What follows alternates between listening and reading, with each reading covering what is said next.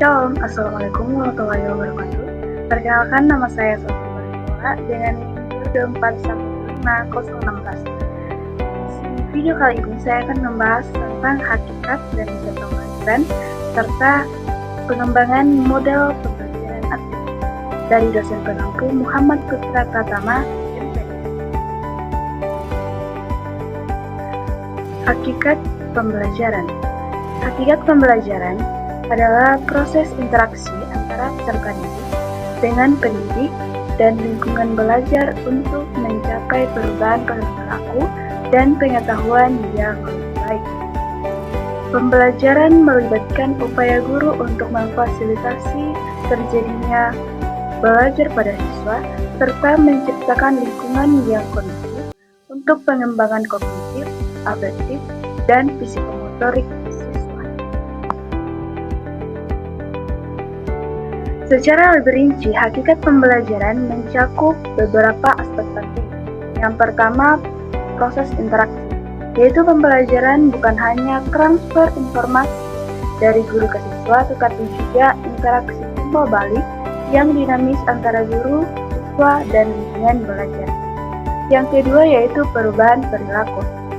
Tujuan utama pembelajaran adalah terjadinya perubahan positif pada diri siswa, baik dalam aspek pengetahuan, keterampilan, maupun sikap. Dan yang ketiga yaitu tujuan pembelajaran. Pembelajaran dirancang untuk mencapai tujuan yang telah ditetapkan, baik tujuan jangka pendek maupun jangka panjang, yang berkaitan dengan pengembangan secara holistik. Yang keempat yaitu perencanaan dan desain. Pembelajaran yang efektif memerlukan perencanaan yang matang, termasuk penentuan tujuan, materi, metode, dan evaluasi yang sesuai. Yang kelima yaitu lingkungan belajar. Lingkungan belajar yang kondusif, baik secara fisik maupun psikologis, sangat mempengaruhi keberhasilan pembelajaran. Bagian B, desain pembelajaran. Desain pembelajaran adalah proses sistematis dalam merancang, mengembangkan, dan mengevaluasi pengalaman belajar yang efektif dan bermakna bagi peserta didik. Ini melibatkan berbagai aspek, termasuk tujuan pembelajaran, materi, metode, media, dan evaluasi, yang dirancang untuk mencapai hasil belajar yang optimal. Tujuan desain pembelajaran. Yang pertama, meningkatkan efektivitas dan efisiensi pembelajaran. Yang kedua, menciptakan pengalaman belajar yang menarik dan bermakna bagi peserta didik. Yang ketiga, memastikan pembelajaran sesuai dengan kebutuhan dan karakteristik peserta didik. Yang keempat, memfasilitasi transfer pengetahuan dan keterampilan dari guru ke peserta didik. Dan yang terakhir yaitu mencapai tujuan pembelajaran yang telah ditetapkan. Unsur-unsur desain pembelajaran. Yang pertama, tujuan pembelajaran, yaitu perubahan perilaku dan pengetahuan yang ingin dicapai peserta didik. Yang kedua, materi pembelajaran, yaitu konten atau topik yang akan dipelajari. Ketiga, metode pembelajaran, yaitu cara guru menyampaikan materi dan memfasilitasi pembelajaran. Keempat, media pembelajaran, yaitu alat yang digunakan dalam proses pembelajaran, misalnya buku, video, alat peraga, dan lain sebagainya. Yang kelima, evaluasi pembelajaran, yaitu penilaian terhadap pencapainya tujuan pembelajaran. Yang keenam, karakteristik peserta didik, yaitu pemahaman tentang latar belakang, kemampuan, dan gaya belajar peserta didik. Model-model desain pembelajaran. Yang pertama, model ADIE, yaitu analisis, desain, pengembangan, implementasi, dan evaluasi. Yang kedua, model Dig and Cray, yaitu berfokus pada identifikasi kebutuhan, tujuan, strategi, dan evaluasi peserta didik. Yang ketiga, model Joyle, yaitu menentukan pada pengembangan konten pembelajaran yang terintegrasi. Dan yang keempat yaitu model Assure, yaitu merencanakan pembelajaran dengan memperhatikan analisis peserta didik, tujuan, metode, media, partisipasi peserta didik dan evaluasi, serta modifikasi. Mengapa desain pembelajaran itu penting?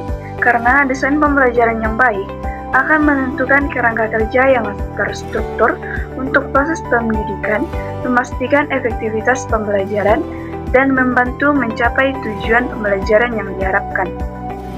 Dengan desain yang matang, guru dapat menciptakan pembelajaran yang relevan, menarik, dan sesuai dengan kebutuhan peserta didik, sehingga hasil belajar siswa dapat meningkat secara signifikan.